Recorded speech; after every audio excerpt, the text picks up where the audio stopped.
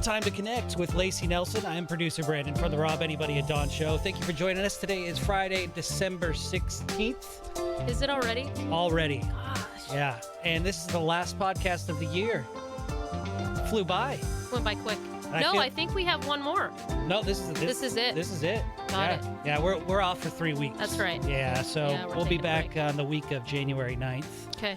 So we could figure out what we want to do then. But I think that it was only appropriate that we start with having the same guest that we had on for the first podcast that we did. So Lacey, take it away. Yeah, the first one we did was actually on my birthday in July. And Angela, you've been quite busy since July. I think that podcast fired her up a little bit. Yeah, absolutely. Go time. Like, just ready to go. You hit the ground running. We did. I'm excited to hear about the stuff she's been doing. We can officially say now, our guest, after they left our podcast, went on the Dr. Phill show. And now we have her back from the Dr. Phill show. We're going to hear some pretty cool stuff about on the set, some unique things about how Hollywood runs their sets, as opposed to how we're doing it. Is Dr. Phil's mustache real? Absolutely. Totally real. Totally real. And he's a nice guy. He is a nice gentleman, yes. Did you get to meet his wife? I did. Was she super cool? I love it. I follow her. Big fan now. Yeah. Her shoes are incredible. Her outfits, top notch. So $1 million outfits. $1 million. Yeah, $1 million it was. smiles. They were just very kind people. That's good. And I think the one thing that stood out the most of the behind the scenes is how much Dr. Phill honored his wife. Okay. So that's not just for show. It is not. I didn't know the level of honor he does and made sure all of the audience knew that. And That's cool. That was really cool. That's touching to me. They have like 40 years of a marriage or something. Yeah. Yeah, that's awesome. Several kids. So when you went on there, it was all fentanyl based. Fentanyl. Mm-hmm. Derek Maltz is his name? Correct. Other subject matter expert. Where's he from? He is out. I don't know. He's in a different state. Yes, he is. What I yes, gathered. he is. So we are now Facebook friends and LinkedIn friends. So we go back and forth. I know, right? Yeah. Two platforms. It's official. Yeah. So of course we see him still on a lot of the different networks out there and promoting the fentanyl and what's going on at a whole different level. And I think that's where we really had a good time because I was coming from more of the education side and awareness for a different group. He's bringing to light the fentanyl problem on a border crisis and at a different level. So it complemented well. There was so much material that there's going to be another episode. No way. Yeah, the producer sent me a text and said, hey, just FYI, there's so much information. So I'm hoping I can compliment Dr. Phill enough on this show that I won't be cut from the next episode, right? Yeah. Like, okay. We're only talking highly Call me. of the man. Yeah, exactly. Well, the fact that you're on a text basis with the Dr. Phill producer, I know. It's kind of a big deal. They were asking for some ideas for the next season, so. For fentanyl related stuff? No. Just anything? So now you're writing scripts for Dr. Phil's show. The hell, Ange? No. I tell you, the entire crew, top notch, just very kind people. Cool. So we hit it off, and I said, anything you need, let me know. That's great. And that's kind of been the MO I've taken in this whole entire year is, where's the need? Let me know if I can help you or get you connected with somebody that could. I like it. And we're all in this for real. Yeah.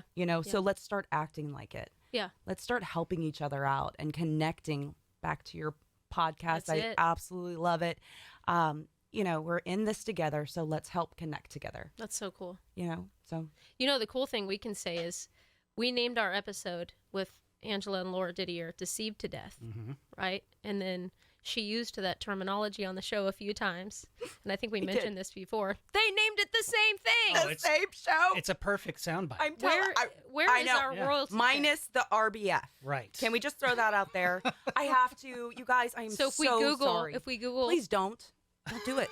Don't do it. You don't have an RBF. My stepdaughters are like, ooh, yeah, you looked pretty fierce. We're using the word fierce. We're going to say that. I did not do my makeup. Now I know why Hollywood travels with their own makeup crew. I didn't do my own makeup, and I didn't do my own hair. So let's start with that. My wardrobe was great. Yeah. Did they provide that too? No. They're like, we like it. Let's go with it. Nice. Yeah. So I've got my shopper at Nordstrom's that take care of me. See. But anyway, I'm kidding. No, but yeah. So please don't Google. But we did name that show Deceived to Death. Deceived to Death. And I think if that was the only soundbite, and also if you're, I watch your page and see you're embarking in Hollywood. You've got your. I don't know. That. Well, learn to talk in sound bites. Okay. You know, pretend you're going in an elevator. Nobody wants to hear a long story. Right. You know, right. So Derek Maltz has that down to an absolute point of, I got to study how to talk in sound bites. Okay. Just right? like quick to the point, sentences. Deceived to death. Boom. We just named the show. Thank you. Got it. If anyone took anything away, at least I named the show. Yeah, you sure did name the show. I did. I mean, I didn't speak very much. It was, I will tell you this, another behind the scenes was, it was interesting. We had a flow chart. The flow chart was, this is what you're going to talk about. This is what we're going to ask. You know, it was very outlined. Very detailed, right? So we're sitting there. It is very. So I'm like, okay, this is my comeback. This is my brat. This is my story. And within about 3.5 minutes, completely off script. Okay. But you know what, Dr. Phil? It's your show. You go right ahead. Yeah, you do that. But he was literally right there providing crisis trauma for a family. And I'm just, wow. You know, it was good. So his actual doctor therapeutic side came out. Yeah, and it wasn't shown on the episode. There was a lot that was taken out of that episode that didn't make it to the final cut, but he did. It's nice to hear his heart is in the right place. place. Oh my goodness, you know? yeah. Just a broken family that was there, and you know, you saw him move his chair. He's talking in his earpiece, move his chair to talk and help these family members out of the loss. He's like, you know, we'll pay for your therapy. We want you better. That's cool. I mean, and none of that was really aired. A part of the That's program, cool. So yeah, that's good to hear. Yeah. That's good to hear because we just don't know. Sometimes, you know, you hear these stories about people in Hollywood. They look fancy and all this kind of stuff on camera, and then behind the scenes they're rude or they're mean to their own people, their own makeup artists and stuff. So it's nice to hear that he's, you know, he's not doing it all for show. Like, hey, look at me, I'm paying for somebody something or other. I'm just doing it just to do it. Yeah, that's cool. And you hope that because they do have to cut things for time, right? And you hope that they do the interview justice, at least to get the subject matter that you wanted to convey, and not chop it all up just to make them look good, which can be done in certain shows. Right, exactly. And but for them to reach out and say, hey, we have enough material for a second one. That's fantastic. Absolutely. So, you know, they could have chopped it down to incorporate everything in one, but. And enough to go back for another one. It's not like you guys did enough then. You actually are going to go back. No, it was enough then. Oh, it was enough I then. would be happy to go back. Well, if they're reaching out to you for more ideas, it sounds like maybe. Maybe. We'll see. Maybe. Okay. We'll see. I mean, or you'll just be like their producer now or something. No. I'd just be in the crowd. I'm like, Ange, do you remember me? Yeah, right. Okay. You're like, who is that? Yeah. Now that you're So all Dr. Phill. It was fantastic. It was a great That's experience. Cool. You know, I always believe that, you know, something that bad that is meant to be bad, you can actually turn around and turn it to good. Mm-hmm. You know, and this was all just a firestorm that started. I even asked the producers. Now, just to get on the show, I had 7 different interviews with multiple producers. They wanted to make sure I knew my stuff. So it wasn't just this fly-by-night over success story. It started, I asked one of the producers and said, how did you hear about me? Where did this come from? But it started with our first assembly, and that took a turn in a different direction because Narcan was available. Yes. The Department of Health Services, who is we are contracted providers for them, had a table. Everything has been fine now. Everything's been smoothed over, but that's how it started. And, you know, when I got to the public or the Dr. Phil show, that wasn't the point anymore. The point is really here at hand. Mm-hmm. But now, just in the last 5 months, that's 5 months since we've met, what we're seeing, we're learning so much more information about this crisis we're in.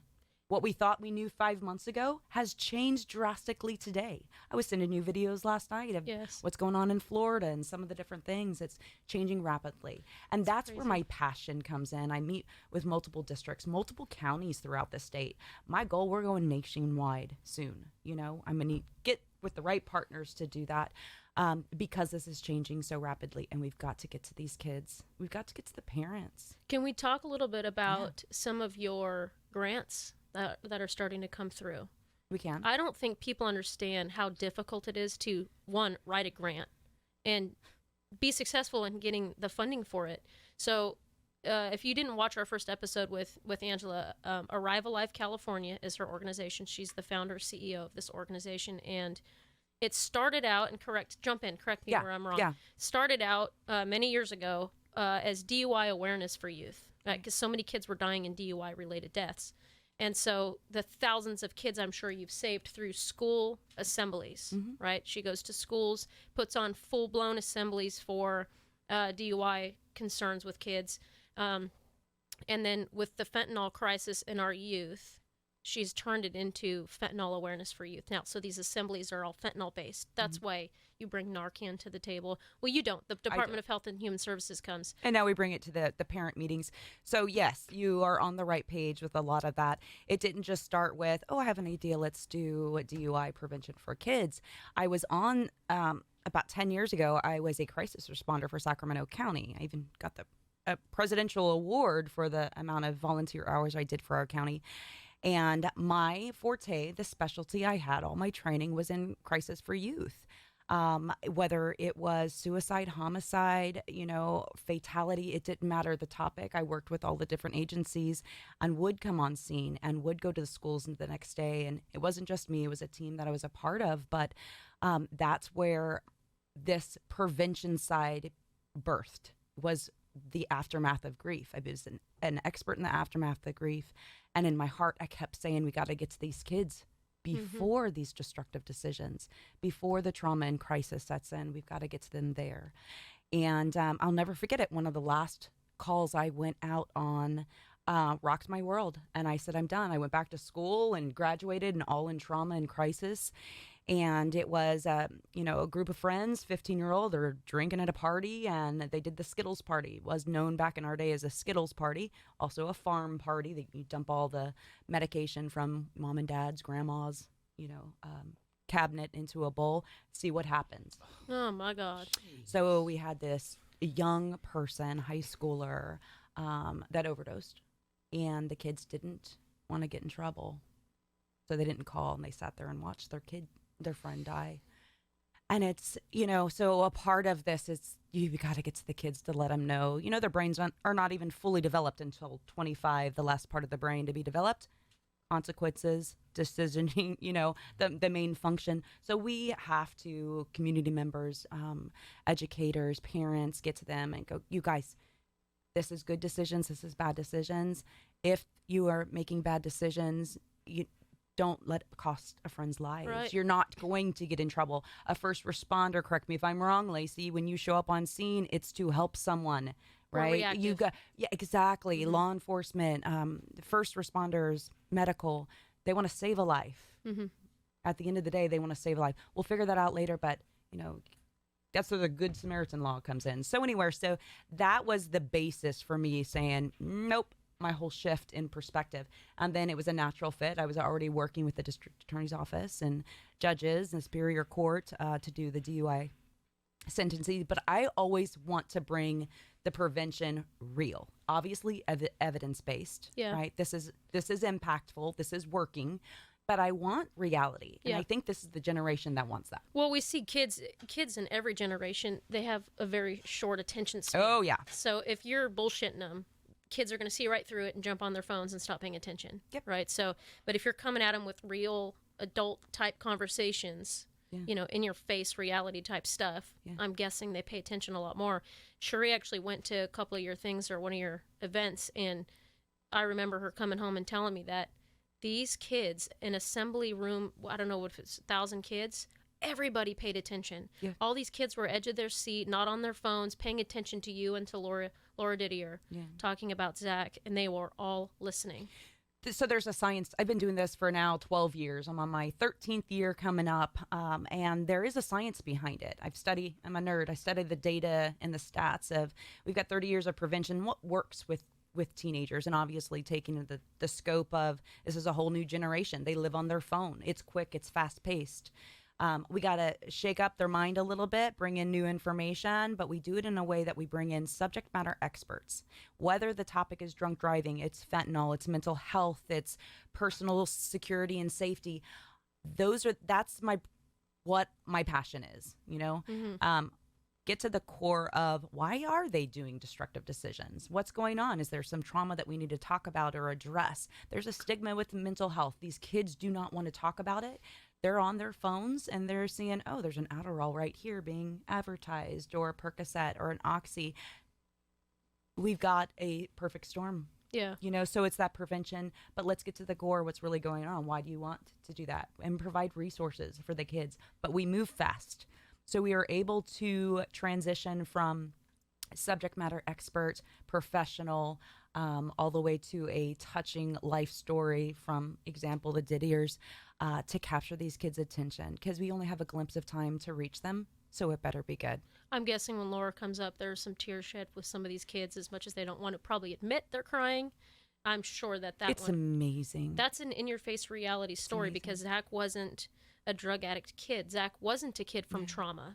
Zach wasn't a kid from a broken home. He was everybody's kid.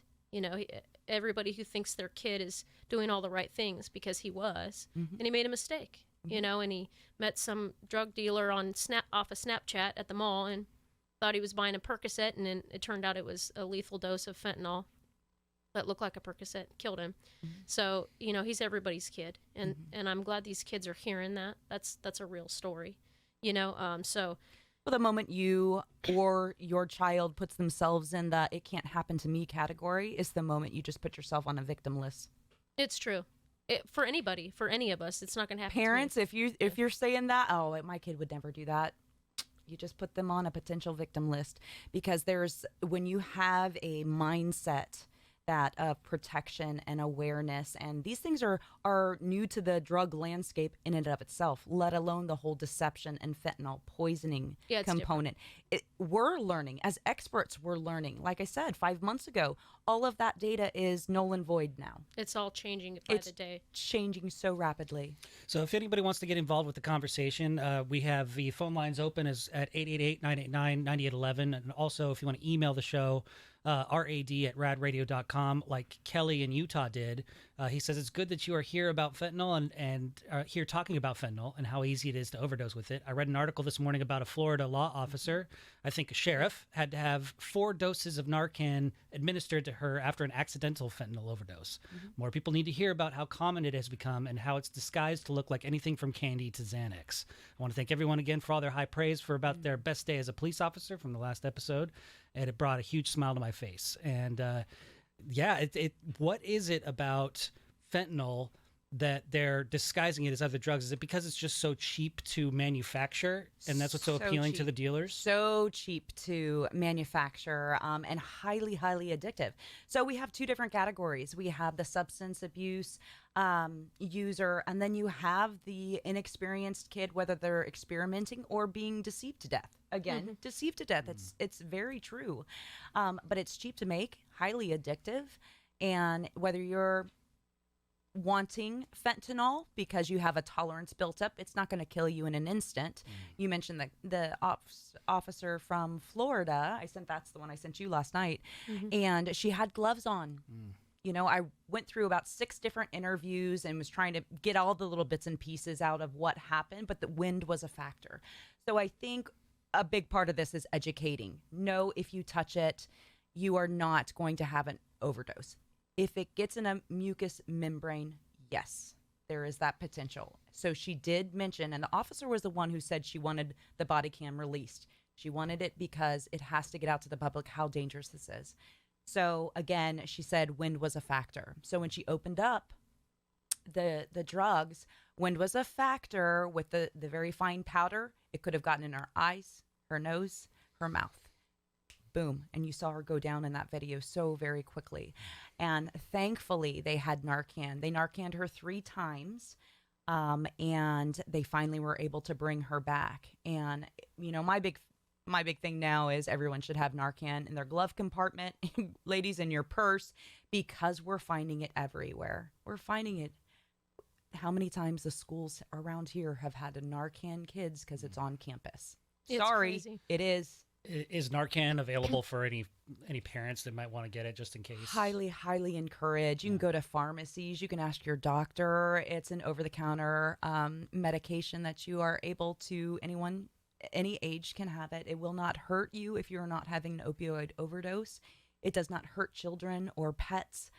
You cannot get high off of it, but it will, if an opioid gets onto your receptor in the brain that basically tells you to stop breathing, what that does, it's a nasal spray, goes right up, and it will release.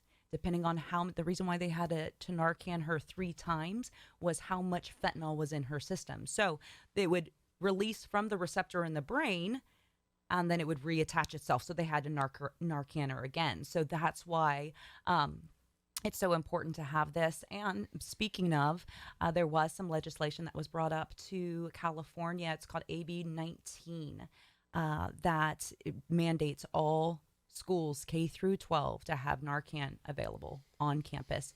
Yes, let's take it a step further. Every teacher should have it in their classroom. It's already here. The multiple counties that we've seen it, no one's talking about it, but as the one that is doing all the presentations, all the nurses are coming up to us and saying, yeah, we've already Narcaned 3 this year. Oh my gosh. Yeah, we've already.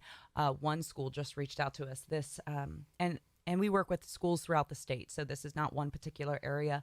One school reached out to us and said 2 of our students died because of fentanyl poisoning, and 1 is currently in the hospital. And it's like, it just keeps happening. coming. So yeah. Yeah. And it was because of candy. It looked like candy. It looked like candy. So these kids aren't even realizing what they're taking. And that's kind of the point of the teaching, is that there's a difference between an overdose, where you knowingly are taking a drug and you accidentally overdose, and or being poisoned, which is totally different. You think you're taking one thing. It's like if we went to this is the best example I can think of.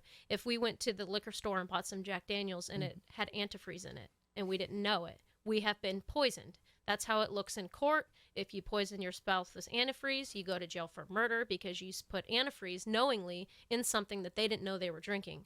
So why is fentanyl any different? It's people say, oh, they need to be held responsible as a drug user.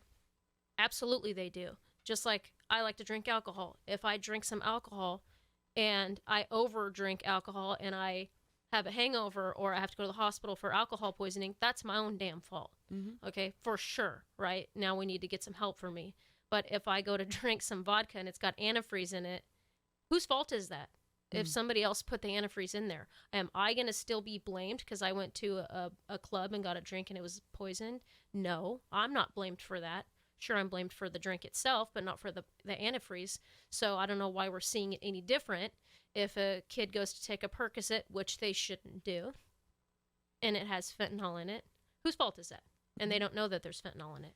They need to be held accountable for taking the pill, but not for they didn't die on purpose. They're not suicidal, And interestingly enough, when I was working patrol on the streets, fentanyl's so prevalent now with all the folks living on the street, the unhoused population. They're just doing fentanyl like I imagine in the early 90s it was like cocaine, and then it turned into meth and heroin. They're doing fentanyl now. I can barely name probably one person on the street that I've contacted that wasn't using fentanyl. But one young gal who I was speaking to, I was talking to her about how dangerous the fentanyl is. Like, she's doing fentanyl on purpose, a young gal. Like, this is her drug of choice. And I'm talking to her about all these kids that are dying, or these young people. I'm like, you could take one wrong turn and the fentanyl's going to kill you. And she said they don't know what they're doing. They're inexperienced rookies, right? They're kids, they're inexperienced. And so that's the mindset of some of these folks using the fentanyl. So there is some science behind that. So that is our number one question we get from parents, believe it or not, and students is, well, if it's killing off kids, but it's also the number one drug choice for users, how does that work? And there's a thing in law enforcement, I believe, that is called chasing the dragon. And, your highest high, the first time you ever get high is up here. Well, the next time you're trying to reach that, but you will never get as high. So you have to double up your dose, triple up your dose. Well, that's what's happened. So they build up this tolerance. If they happen to go to jail or, go through rehab or anything, they drop their tolerance level. So if they get back on any kind of a substance and they take where they left off, it's an overdose. So think of that in the mentality of a kid that has no tolerance. They have no tolerance. They can't do that. Again, it's like alcohol. Yeah. Right? So if somebody's drinking every single day, of course they're going to be able to drink more than I do, you know, and maybe a grown man is drinking, like he's going to be able to hold his alcohol more than I would, you know, but if somebody's drinking every single day as opposed to someone who doesn't drink at all and they have a drink, that's the tolerance level. I like relating it to the alcohol thing because people understand. For some reason, the mind can wrap around, oh, okay, that's what it means, you know, but fentanyl, like the drug tolerance, what does that mean? Right. You know? And back to what you had asked earlier, Brandon, you know, it is in cost, right? It's cheap to make and it's synthetic. So they don't have to wait for any type of a harvesting or anything like that. So if you take in a 1 kilo of heroin per se, street value would be roughly about $80,000. Okay. If you did 1 kilo of fentanyl, it's about $8 to $10 million. Jesus. So we're talking, you can mass produce it. You have no harvest. Let's bring it down to the reality. It's cheap, inexpensive, easy to make, and I can mass produce it and make millions versus what we're at. So when I talk to parents and I say, hey, look, this is not like, don't do drugs, kids. This is not like the landscape it was 5 years ago. I don't even think most of the health books have fentanyl in them, let alone where they're at.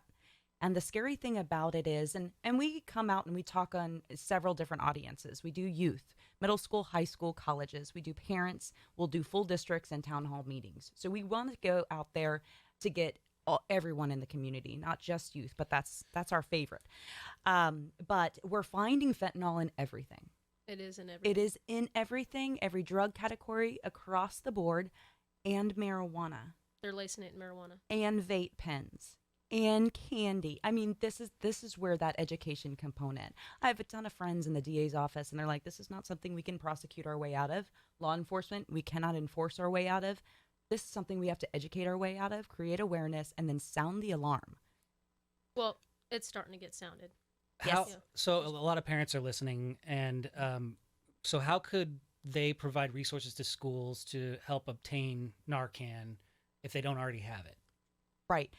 Reach out to us. We have several different contracts not only in the works in addition, but we have secured that we can provide these schools with Narcan. We can provide parents with Narcan.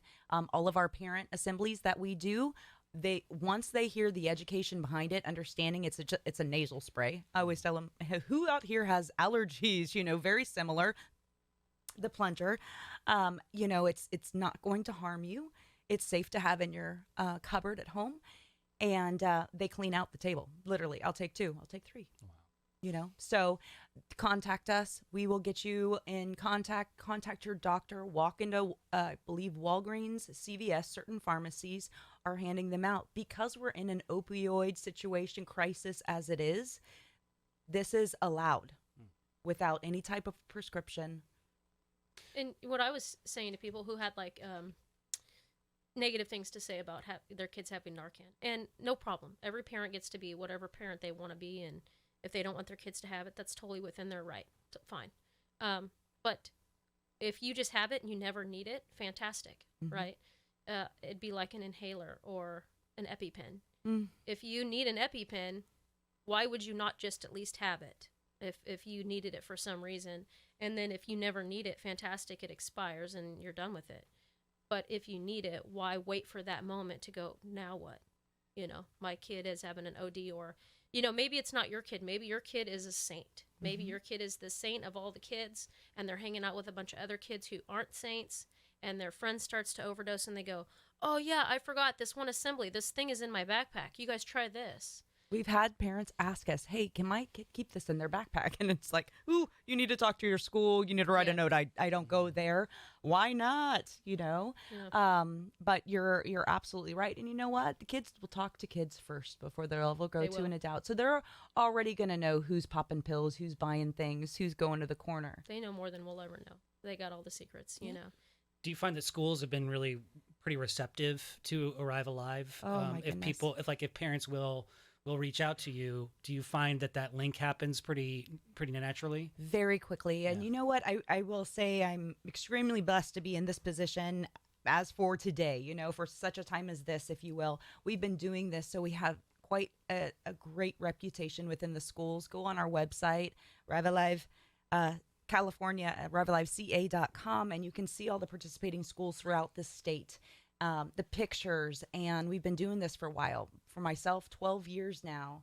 So we have the reputation. We partner with subject matter experts.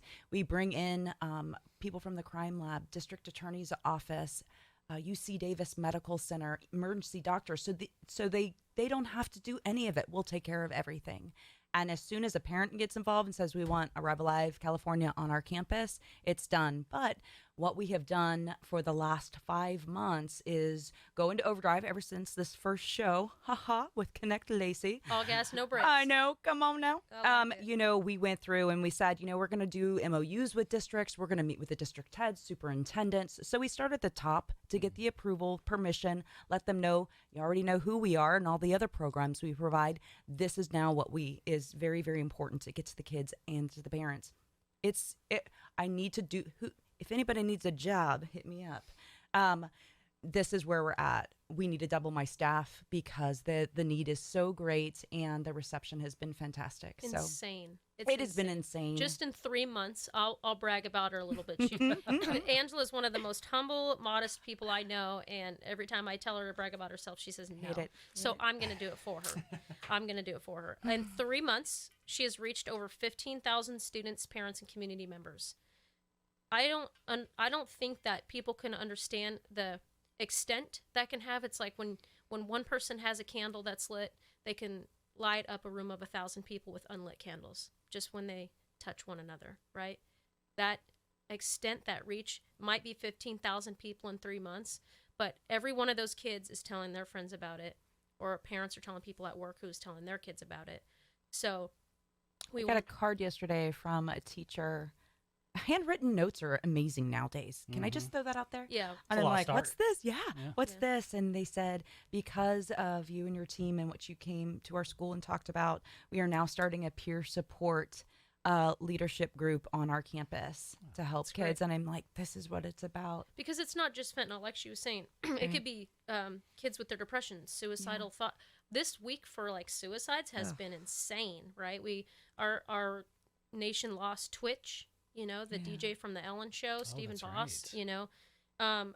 One of the seemingly happiest people I followed on Instagram, right. With 3 small kids. And so the mental health, it's like when Robin Williams committed suicide, who? Mm-hmm. Really? Yeah. Sometimes it's the happiest person. So you have to think that these kids are going through this mental health stuff too, and online cyberbullying, and their hormones are going crazy, and who isn't dealing with the struggle, but they don't, like you said, their brains aren't fully formed yet, so they can't, if I, at almost 40, am struggling with how to put my thoughts together, I can imagine a 15-year-old kid in today's society. I thank God I didn't have social media when I was a kid.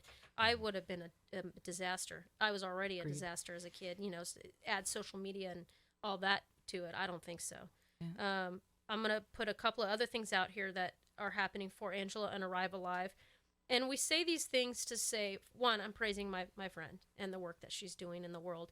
The other thing is, if you have a damn dream and a goal, and I post this on my social media all the time, one day or day one. Are you going to do it one day? People, I'm going to start Monday. Why not start right this minute? If there's something in your brain that sounds like something that you want to do and you're passionate about it, start right this minute. Somehow, some way, make a step.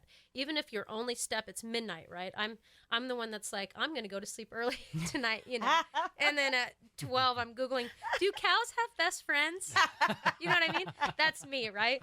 So in that moment when you can't sleep and you're on TikTok for 3 hours like I do, get a piece of paper out and write down, this is my goal. This is my dream. I'm going to do this. I'm going to do that. I have a vision board at home, and I put pictures, or I wrote a check to myself for $5 million. And in the memo, it's public speaking. So nice. Jim Carrey wrote himself a check for $10 million before he was somebody. And one of his first major roles, he got paid $10 million. So it's put your visions out there. So I say this because when you came and did the first episode, it was like you said, a fire was lit. Mm-hmm. There was just like a new drive, a new passion for you. And in just 5 months, you've done all these things. Talking to a documentary filmmaker from Dead on Arrival. What's his name? Dominic Tierno. Mm-hmm. Go check out Dead on Arrival. I love his artistic expression and how he creates documentaries. He's done a few, and we're in the works. We're in the talks about doing a whole new project starting off at the beginning of the year. So check him out for sure. But yeah, this is just the beginning. And I got to tell all your listeners, this did not happen overnight. This did not happen just because of the podcast. This was my launching. I will say that. Getting on here, it's like, all right, Angela, now what? Yes. You know, you didn't come this far to only come this far. Yes. You know, I think you and I have said that. But let's be real. I have a real side to me. Go unstuck yourself. Yeah. And sometimes we just get stuck. Well, and the other thing about it is this doesn't happen overnight. Okay. It doesn't. It takes a lot of hard work, sacrifice. If you have a goal or something that you're focused on, there's something that you want to change in this coming year, you're going to lose sleep. Mm-hmm. You're going to probably lose friends. Family's going to be pissed at you. I have family, like, where have you been? Why don't you make time for us? And absolutely, I need to stop and smell the roses and make time for these people. But then I also have the ones that my cousin told me yesterday, I know you're busy. I know you're building an empire. I love you, and I'm here when you have time. Mm-hmm. And those are the people, those are my people. Yeah. You know, and so you're going to be tired. You're going to lose sleep. You're going to get the no's. You're going to get 100 no's, and then you're going to get the one yes. You know, and so I just say, just keep going. You'll get 1,000 no's before you get, you know, for years, you know, and I had to this time last year reevaluate the business partners, the people who are around me, where we were going, the mission. You know, be flexible in the methods, but be solid in the mission. The mission to change lives. Be flexible in the methods, but be solid in the mission. Yeah. Whatever that looks like for you. Absolutely. If you just want to be a better parent this coming year, yeah. Be flexible in the method, but be solid in the mission. I like that. You can title the show that. Is that an Angela-ism? That is an Angela. That's a good one. Perfect soundbite. There you go. I did one soundbite for 45 minutes. So I'm working on it. I figured out what a soundbite is. It's a quote. No, it's just like little blips. It's almost like it's almost equated to like a clickbait. But in a positive way. Yeah, okay. It's something to you get your message out, but in a way that people can really retain it, keep it, but also hear the whole message in a small little chunk of words. I like this. Yeah. We need some of these. We need some sound bites for the Connect podcast. I like this. Okay. Let's go one more cool thing. Mm-hmm. BBC London contacted you. They're coming to the States first of the year. They're going to interview you for some stuff over there. So forget nationwide. How about just international? Arrival Live the world. I'm going to be tripling my team. No, you know, that was the greatest thing. So that stemmed off of PBS. Worldwide News came out from Washington, and I didn't get any cameo per se, but they did mention we were highlighted. We were the organization bringing all this for the students. That's and great. you know, they saw that and reached out and said, no, we want to interview you. And just like we were talking earlier, if you're in another state, and I have so many, unfortunately, I have so many parents that I've met through social media who have lost kids to fentanyl. Like it's like my pages, and I'm there for them, and I keep them on there because it inspires me to keep doing what we're doing. But if you're in another state and you're a parent who's wanting to get on this train to bring the awareness to other families, and I know that sometimes they need a mission at this point. Right. A parent who's lost a child, it's like they've got their own new path, like Laura. Oh. Laura's life has altered and changed because of losing Zach. She is probably somebody that has taken a tragic grief and turned it into one of the most positive, beautiful things. That it's her mission now. Mm-hmm. And because of her, she's saving lives. So if you're in a different state other than California, and this is something you want to bring to your state, contact Angela. Yeah. I'm sure there are some, items of guidance that you can offer, some advice on how to get Arrive Alive Texas or wherever else. Right. If this is an organization, you can take more of a nationwide perspective, but have representatives in every state. Imagine that. Exactly. That's crazy. Yeah. We could take it to a whole new level. Well, apparently Britain now. Arrive Alive Britain. London. I'll work on my accent. Now I have to work on our English accents. Hello. Is fentanyl a worldwide problem? It is. Yeah. It is. Really? Uh-huh. Any stats from any other countries? No. No, not yet. Did you text me that? Listen here. I'm going to sit here. So I'm curious, though, how is it that people who use fentanyl on a regular basis, are they able to survive when there are instances where people are dying just by little small trace amounts from the wind blowing. Right. It could be tolerance, anything from tolerance. It also could be, for instance, there's no exact measurements in some of these labs for the pills. So, I think I had mentioned a sweet and low package, sugar package, potentially, what's 1 gram? So that potentially has a lethal dose of 500 people. And just one sugar package. But why are people using that as their drug of choice? On the street, it's called Fetty. That's what they love. It's the highest high you can get right now.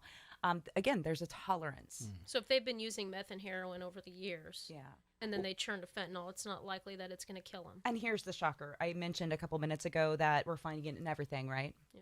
So even marijuana, vapes, cocaine, methamphetamine, that's intentional.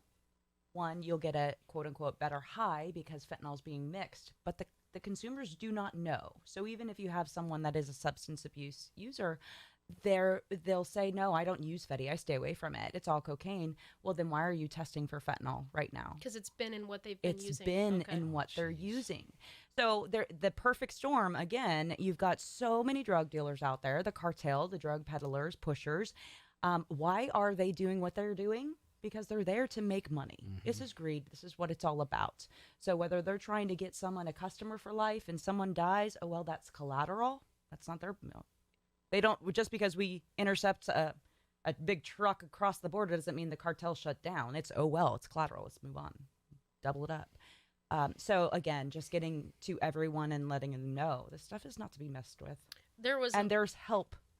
There is help. There is help. I mean, help. that's the biggest part. You know, if you, like when I had Bob and Cherie on the show, they were 2 recovering addicts and have turned their life around over the years. And they were huge proponents of there's help out there to be had. But again, if that's what you're trying to do, it's not going to be easy. I mean, didn't get here overnight, so it's going to be a long road, but, we're here. It's contact us, let us know what you need, go to meetings, whatever the case may be, get yourself off this crap. I remember you came with me to an event recently that I emceed for Placer County. It was like the Placer County Law Enforcement Awards recognition night. It was a gala. I thought I was going to show up in a ball gown. She's like, thank what God do I I wear? Googled it. I'm like, oh my gosh, I'm wearing jeans. I don't know. I wear a suit everywhere. Like, it's a ball gown, black and white. It was not. Well, you could have wore sequins and looked like I had rhinestone high heels, ready 4-inch ready. Yeah. I'm like, I'm gonna Google this. Brent and I wear a suit everywhere I go, so what the hell? Whatever. But this Placer County has this organization where they focus on, they're like super secret squirrel guys, like you can't even see their faces. They came out to one of our events. See, I know. I'm telling you, undercover guys. We weren't allowed to take any pictures of this event ceremony. Yeah, you can't. But yeah, those are who I work with. Those guys. I work with the subject matter experts. So the kids are like in awe. Cherie, when you were there, it was a 90-minute. Usually our presentations are 60 minutes now, but you can hear a pin drop because these kids are in awe. They're like, what is going on? They're not only learning about a subject, so they're learning about a profession. Right. They're learning about, there's so much. It's just an opportunity. But yeah, okay, I mean, secret how cool squirrels, is that, go back. Right? Huh? Like, this is an undercover detective. I could do this, and these guys have like big hair and long beards. They don't look like any cop at all. Great. These kids are probably like, man, this is an option. Yeah. Real life Superman. Like this guy. Even I'm a cop, and I'm like, these guys are cool. Right. Like these are the coolest of the cool guys. But they said Placer County has intercepted. What did he say, in a year or however long it was, enough fentanyl to kill Placer County 3 times over. 3 times over. The entire population of Placer County could die 3 times over with the amount of fentanyl they have seized as a team. Unbelievable. We're talking Placer County, right, which is our nice area. Right. Affluent areas, Granite Bay, Rockland, Roseville, Loomis. These areas that we're talking are people that come from sometimes money and such and prominent jobs, and enough fentanyl has gone through that county to kill them 3 times. Yeah. It's My goodness, insane. the stats DEA came out with another PSA that said that they have already seized enough to kill every American in the United States. Already seized. Already. That was last year. Okay, if we weren't scared of COVID, we got to be scared of fentanyl. I mean, what the hell? Anybody have any questions, write in. We're going to go for another 10 or so minutes. If you have a school, your kid's at a school, you work at a school, a church, a business, if you're a therapist and you want some information to pass along to your patients, if you are a child psychologist, these are things that... Do you have pamphlets yet for AAC? No. The website. I'm actually in the process. On vacation, I'm going to be rebuilding my website. Why don't you just go on vacation? Oh, yeah. There's that. I Anyway. can't do that. Okay, so... I am going to go visit kids, stepkids, grandkids, and we're really looking forward to that. But you'll have your computer. After 3 days, I'm back to work. Okay. All right. So arrivealiveca.com. And Facebook and Instagram, which we're going to revamp. Yes. Okay. So I'm super excited to be on that team now. I'm going to help her revamp the social media pages and get those super active. Do a TikTok page and start putting videos out there for kids to see. For Lacey to be on, not so much me. Well, I'm not going to be dancing around. Brandon, come on. Come on. At any rate, so follow the pages, go to the website, contact Angela. If you want to contact me, you can, and I'll direct you that way too. I mean, it's like, let your kids know what's going on. Let them see the website for themselves. Let them learn some stats for themselves. If your kids haven't been part of an assembly and their school doesn't want an assembly, I'm pretty sure you can direct them in another place. You know, send them my way. We're working with districts. When I say how do I multiply, how do I duplicate myself, my team currently, obviously I just have to bring on more people, but that is how fast this is starting to spread. We have worked for years within this multiple industries to develop very core, significant relationships for networking. So we're ready to go. And you've been down now to Anaheim to speak. At a youth, a youth summit? It was a youth summit for kids down in Anaheim. So this isn't just going to stay here. So if you're listening, Kelly from Utah. I mean, I love Kelly. I know. This guy writes in every show. Kelly, you are the bomb, and I appreciate you. I actually work with Chris Didier. So Zach Didier's dad. Thank you. He was out in Utah and did a whole presentation out there. So we will go where the need is at. And find the money. We'll find the money. Yeah. So we'll write the grant. Stacy wants to know if you are aware of any similar resources in the Reno area. She says, thank you for your work and for bringing forth the awareness of this issue. I have college-age kids, and this frightens me. Yes, definitely. It's just at a whole different level. We can put her in contact with someone. I can't rattle off the people in my brain right now, but yes, absolutely. Don't let distance stop us. You know, who was that wrote Stacy? Stacy. Yes. Stacy, send me an email. Yes. And I'll get you in contact with Angela, Lacey at laceynelson.com, and I'll just CC you, and you guys can figure that out, because, Reno's got their own drug problem. You know, I just know from friends that I know that work out there and stuff, their own drug prevalence, and she's not wrong to be concerned about her college-age kids. And you know what? Honestly, it doesn't matter the audience. We have a presentation for middle school, high school, college parents. Community. So we have the stats, we have the information, but we know how to deliver to which ones. And what we talk to people in their language where they're at. College kids, hey, it's all about, really pushing those limits and finding out what it is all about, life is all about at a different level. And we're seeing counterfeit Adderall left and right in the college age kids. Counterfeit Adderall. So in their minds, hey, I need an Adderall. We got finals coming up. I'm stressed out for, whatever. And that's where they're trying to. And they're killing them too. Yeah. So if you have questions, let us know. A lot of people don't want to write in or call in. That's totally fine. Hit us up on the private, on the down low. We will keep it between us. We will answer your questions. Forward you to the right channels or avenues wherever it is that the need is. Right. Angela's not shy about going somewhere else. And like she said, she will find the funding. There's funding to be had. We'll find the funding. And if you just need a connection, or we've got a great, incredible network that we work with as well. So that's the whole point. Our point and our mission is to save lives. That's it. Kids, everybody, adults too. So if you're struggling, if you got a substance abuse problem, today is your day, my friend. Today is your day, right now. Not tomorrow, not Monday, not January 1st, right now, today. Put it down. Be done with it. Move forward. You are worth it, and you are special enough and important enough, and we love you. I don't have to know you. You are worth being sober and getting your life on a new path. So please reach out if you need some words of support. Follow me on social media, constantly posting positive, uplifting things, and I always try to answer every single comment, every message from anybody every day. So hit us up. And I want to introduce Dino. Dino, thanks for being here, bud. He's not on camera, but we got a new face in the studio, and I like the guy's energy already. So as episodes go on, we're going to have some new stuff to talk about. And like Brandon said, we'll be back after the first of the year. I actually met a really cool lady yesterday. I'm going to plug Bree Norberg because she has an organization called Women of Sacramento.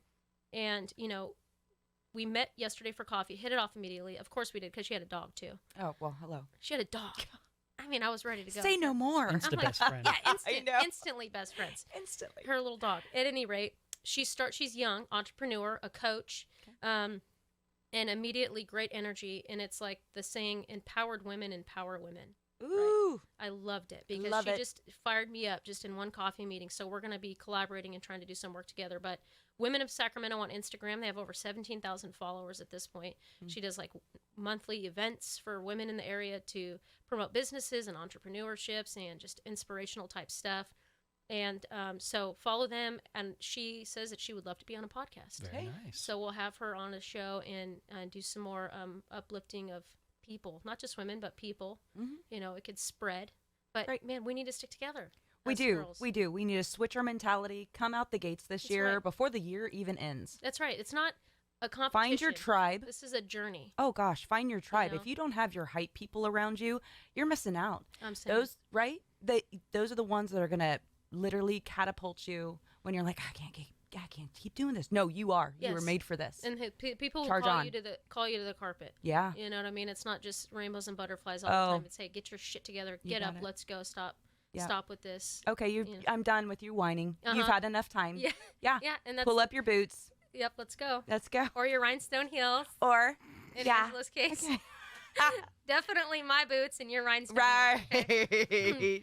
Brandon, Yes. happy holidays. Happy holidays. Thank you for everything you do for me. Absolutely. Thank you. And, you know, I love that what we can do can help reinforce the positivity and the change and the hope that we can give people just by spreading the messages that we do, especially on a topic just like with addiction like this. Because Kelly just wrote in, she says, it's helped me to stay clean, to think about fentanyl. I'm in a 12-step program, and when the thought crosses my mind that I want to use, I think about whatever I get off the street might have fentanyl. That's I right. want to live today, so I ignore my thoughts. So it's stuff like this that makes Kelly, me feel like this is what we're doing. We're spreading the good word. Yeah. And I'm grateful for people like Angela. I'm grateful for you, Lacey, and everybody else that we've talked to that has been able to spurn these connections of positivity, hope, and change. And Kelly, if we can keep you sober, girl, just remember this conversation. You know, every day is a day in the right direction. Every moment is a moment of sobriety that you have faced and overcome. So please keep it up. And if you have a weak moment, hit us up. We'll be there for you. Your life matters. It really matters. And I would, you know, if you have kids, they need you. And like you said, that one pill, that one high could kill you. You know, so if that keeps you sober, then by all means, you know. Big thank you to Kyle back there. Kyle, we love Kyle. We have thank you. a special birthday boy back there. Oh, it's his birthday His tomorrow. birthday tomorrow. Happy birthday. Thank you very much. How old Thank are you going to be? 32. No. Kyle, oh my gosh. You're like over the hill. At I this know. point. I don't want to be downhill. 32. That's it, Kyle. Are you getting the AARP magazines yet? What's that? I haven't. Right? I'm new to that. Kyle, it's the senior citizen mag, It's you your know? senior citizen discount, and you're all about the discounts. So Yeah. All right, fair enough. Yeah. You know, maybe I'll look into it. We'll see what happens. You know, I'm telling you. Well, happy birthday, sir. Thank you Any very plans? much, Lacey. I'll be going down to Pismo Beach, hanging out with the girlfriend, Good. chilling by the beach. So that's my vacation and my birthday. More cooking on the beach. Didn't you do that on New Year's? Oh yeah, we did. We cooked a lot. God, that food And we looked hung good. out on the beach. We brought food. We brought some pie and some booze out on the beach and had a good time. Sounds like and a good yeah, weekend. got a nice hotel resort with a jacuzzi on the balcony. It was Nuh-uh. fantastic. Yeah, it was fun. It was fun. That's great. yeah. Well, happy birthday. Thank you very much. All right. And All right. next episode, January the week of January 9th. 9th. I'm on vacation already. Good for you. Oh, January 13th. There you go. January 13th. Will be our next episode because they get to go on vacation. Yes. You guys Much get a break. needed. I need a break. We'll all miss you. Recharge. All right, y'all. We'll see you on January 13th. Can't wait to bring that episode to you. Angela, thank you. Thank you. Arrive Alive California. Follow her on social media and me and Rad Radio. If you're not a subscriber, freaking become a subscriber. It doesn't cost a lot. You could watch us live. You could call in and ask us crazy stuff on the fly. But challenge me. I'm ready for people to call in and make some challenges. So subscribe, members.radradio.com. We'll see you guys next month. Happy New Year. Happy New Year.